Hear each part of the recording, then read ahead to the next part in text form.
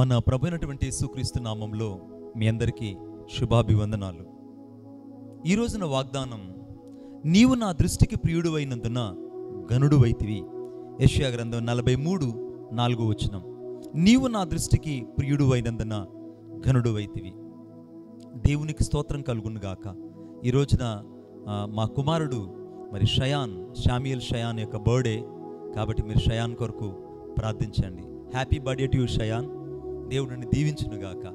శ్రేష్టమైన ఆశీర్వాదాలు చేత దేవుడిని ఎదుర్కొనుగాక. ఎందుకంటే దావీదు కీర్తన 21:3-4 ప్రకారంగా శ్రేయస్కరమైన ఆశీర్వాదాలతో అతన్ని ఎదుర్కొనుచును అని రాయబడింది.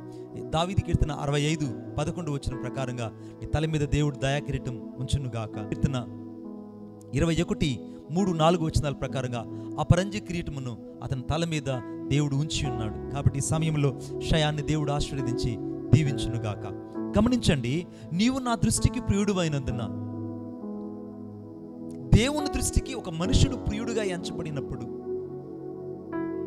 బబులోను దేశంలో బానిసగా నపుంసకుడుగా దానియేలు బబులోను దేశంలో ఉన్నాడు.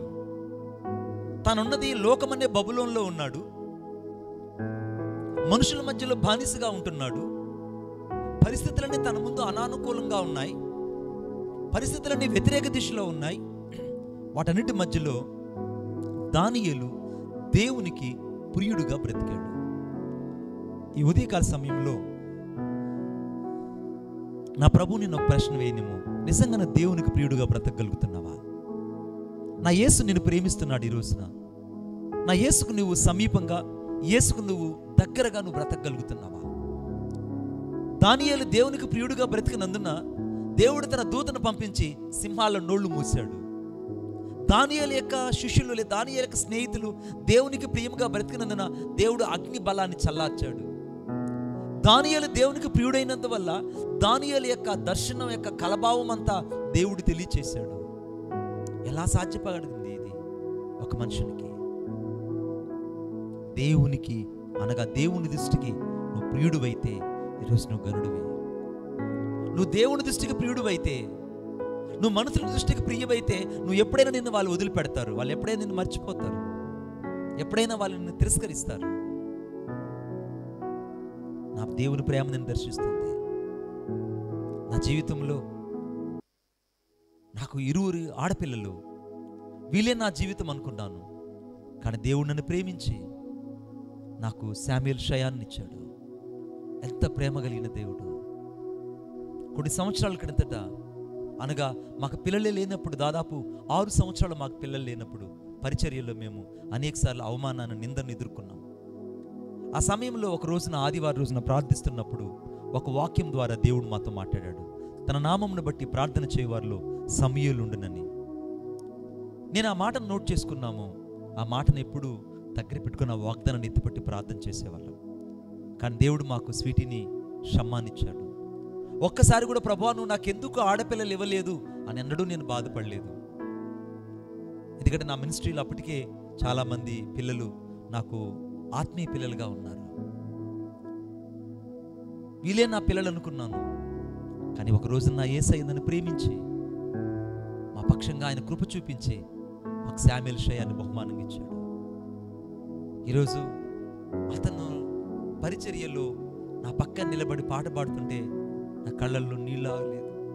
కారణం, నిరీక్షణకు ఆధారం లేని జీవితాన్ని దేవుడు జ్ఞాపకం చేసుకున్నాడే. ఈరోజు నీ జీవితం అంతా శూన్యమే కావచ్చు, ఒకవేళ నా జీవితం అంతా ఇంతే అనుకోవచ్చు. కానీ నువ్వు దేవుని దృష్టికి ప్రియుడుగా ఉన్నందున నువ్వు గనుడు కాబోతున్నావు. నా దేవుడు నేను గణపరచబోతున్నాడు. ఎందుకంటే దావీదు కీర్తన 91:14 రాయబడేది, అతను నన్ను ప్రేమించడం తప్పించదును, అతను నా నామమును ఎరిగిన వాడు కనుక నేను కనపరచదు. దేవుడిని గణపరచబోతున్నాడు. ధైర్యం తెచ్చుకో. నా జీవితం అంతా శూన్యం అనుకున్నప్పుడు దేవుడు నన్ను ప్రేమించి నాకు శామ్యూయల్ షయాన్ని ఇచ్చాడు. ఇవ్వడమే కాదు, ఇప్పుడు అతను నాకు పరిచర్యలో సహకారంగా ఉంటున్నాడు. ఒక అద్భుతమైన మాట చెప్పిన, నేను పాట పాడుతుంటే తను ప్యాడ్ ప్లే చేస్తున్నాడు. నాతో కలిసి స్వాత సభలకు వచ్చి తన ఆరాధన చేయడం ప్రారంభిస్తున్నాడు.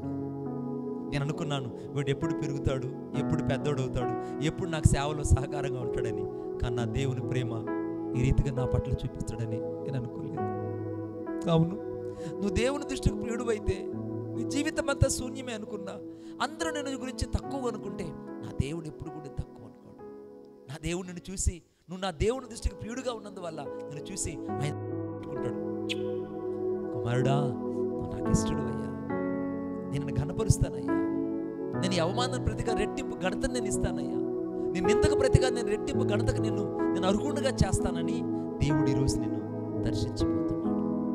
నన్ను దర్శించాడు, నేను దర్శించబోతున్నాను. ధైర్యం తెచ్చుకో. నువ్వు నా దృష్టికి ప్రియుడువైనందున ఘనుడు అయితే. దేవుడి మాటలు దీవించును గాక. ఆమేన్. ప్రార్థన. ప్రేమగల మా తండ్రి, నీకు వందనాలు చెల్లిస్తున్నాను. ఈ సమయంలో ప్రభువా, నీ దృష్టికి దానియేలు ప్రియుడుగా బ్రతికినందువల్ల దానియేలును బబులోను దేశంలో హెచ్చించడమే కాకుండా అతనికి అనేకమైన దర్శన భావాలు మీరు సెలవిచ్చారు. సింహాల నోళ్లు మూశారు. తన స్నేహితుల యొక్క తండ్రి యథార్థమైన జీవితాన్ని బట్టి అగ్ని బలాన్ని చల్లార్చారు. ఎంత గొప్ప దేవుడు అయ్యా. నీ దృష్టికి యథార్థంగా బ్రతికిన వారిని, నీ దృష్టికి ప్రభువా మరి తండ్రి ప్రియుడుగా బ్రతికిన వారిని నువ్వెన్నడూ మర్చిపోయే దేవుడు కాదు. యేసు, ఈ సమయంలో మీరు మమ్మల్ని ప్రేమించినందుకే వందనాలు. ఈ రోజున శామ్యూయల్ షయాన్ యొక్క బర్త్డే బిడ్డను మీరు దీవించండి, ఆశీర్వదించండి. ఆత్మ సంబంధమైన దీవెన, పర సంబంధమైన దీవెన నీ బిడ్డకు అనుగ్రహించమని కోరుకుంటున్నాను. దావీదు కీర్తన 21:3-4 వచనాల ప్రకారంగా శామ్యూయల్ షయాన్ ఆశీర్వదించబడును గాక. విశేషముగా దావీదు కీర్తన 65:11 ప్రకారంగా నీ దాసుడు దీవించబడును గాక. విశేషంగా దావీదు కీర్తన 29:1-2 ప్రకారంగా దేవుని స్వరం అతన్ని దర్శించును గాక. ప్రభా, నీ సన్నిధి వాత్సల్యత నీ బిడ్డల మీద ఉంచండి. మనుషుల దయందును దేవుని దయందును శామ్యూయలు వర్ధిల్లునట్లుగా కృపను ప్రత్యక్షతను అనుగ్రహించమని కోరుకుంటూ నజరేయుడైన యేసయ్య శక్తి కలిగిన నామంలో ప్రార్థన చేసి వేడుకుంటున్నాను తండ్రి. Amen. Amen. Praise the lord.